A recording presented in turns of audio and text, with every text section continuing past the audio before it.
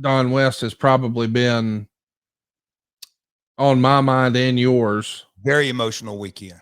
Very a much so, lot. in many, many ways. And when I talked to Derek, I'll kind of jump ahead of you. I literally kind of thought through all that process, and obviously Max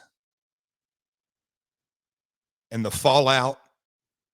And there's a lot more fallout that I'm not sharing with you, Conrad. A lot more. So highly emotional from all of that BS, and then to get that text, and then, hey, you know, and I just said, look, I want to be as prepared as I possibly can and get my head clear and do Don's episode with respect and justice. And he would love for us to, I believe, nothing more than to laugh and cut up all the way through it. I want to think through my entire history with him, the ups and the downs and everything that go with it. So we're going to get to that episode. My understanding, I think it's next week. Yes, that's But correct. I don't think I would have been ready. I know I wouldn't have been ready. Even if the Max situation hadn't gone down, um, I don't think I'd been ready. It was a ball shot, and I know that sounds so selfish to me. This is me, Conrad.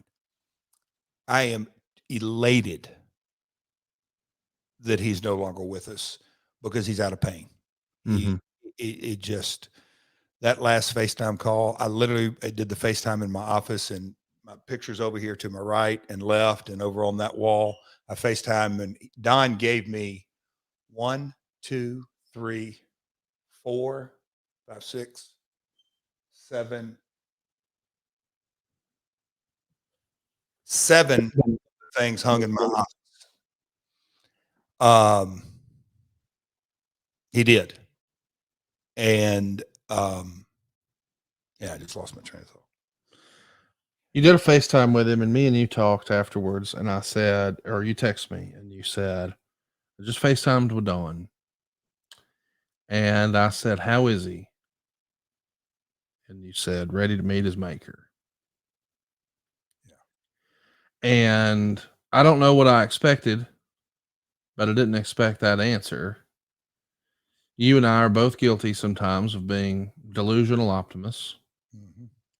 And I'm not saying we stick our head in the sand when there are problems. I'm saying, as a rule of thumb, I try not to worry. I feel oftentimes like worrying is praying for bad stuff, like prayer in reverse. So I just try to send positive vibes and energy. And I know that Don did too. Don was a salesman like no other. And said differently, a salesman is someone who becomes a little hard of hearing when it comes to rejection, who smiles in the face of no, and perseveres through the power of positivity. That's the way that man made his living for decades. Mhm. So I'm sure he approached this in a similar manner. And sometimes the cards don't fall your way. Mm. And you're not in control of that. And when they didn't fall Don's way, I don't know. I was kind of shocked because I know me and you and him were in lockstep about trying to see things in a positive way and turn a negative into a positive and don't take a no personally and all that stuff. But just as you said on Instagram, you're glad he's no longer in that pain. But selfishly, the Mm. world that he leaves behind is just not the same without him, dude. Yeah. I'll miss him.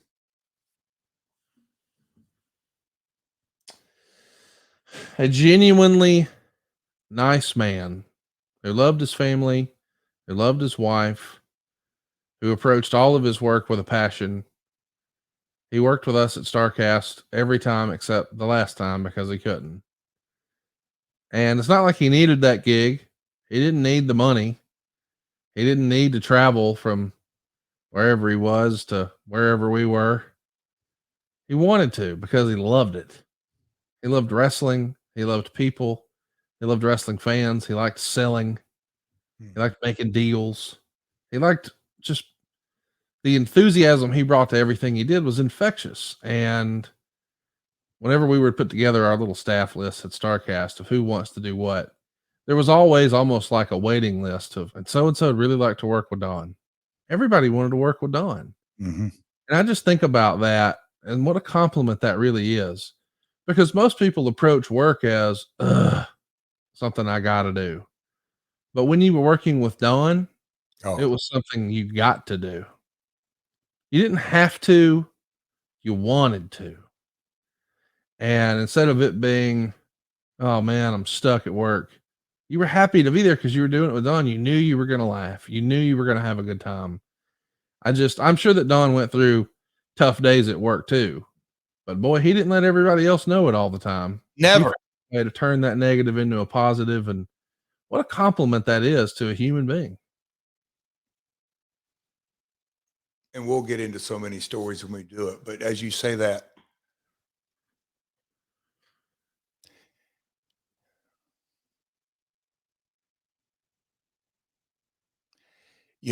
oh man, Conrad, not tonight. Just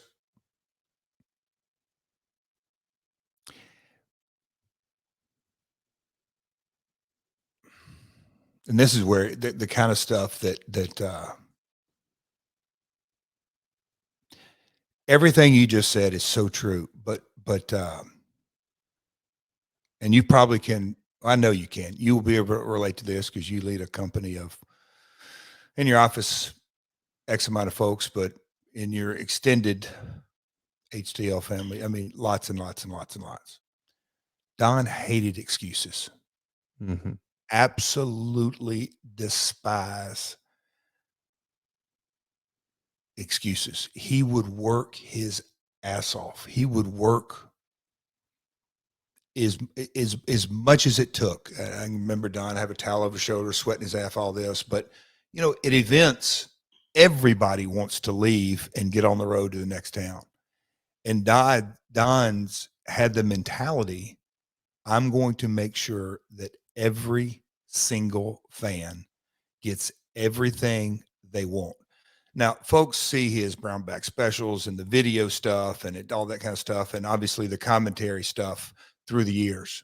But when you're in Joplin, Missouri, and it's 11:15, and you got 30 people still in line selling whatever, it's so easy to just say, "Hey, folks, last call, but we got to roll," whatever it is. Don, he set a standard for himself. Those are the little stories that I can't wait to kind of dig into because everybody knows the out front Don, but the moral fiber of him, it killed me the way they treated him on the way out at TNA. And he took it with the high road and with incredible integrity. And he never, I mean, he hated excuses. And I don't know why I'm going down that road, but you're just talking about the different things people want to work with him. And I think people were attracted to Don, whether consciously or subconsciously. They're attracted to a guy that they knew that would lead them, be beside them, walk behind them, and break down walls at their place of work. People that attracts. And in our industry, a lot of times that's just few and far between. It's me, ego, out for myself, all that. Don was, I mean, he really was a one of a kind.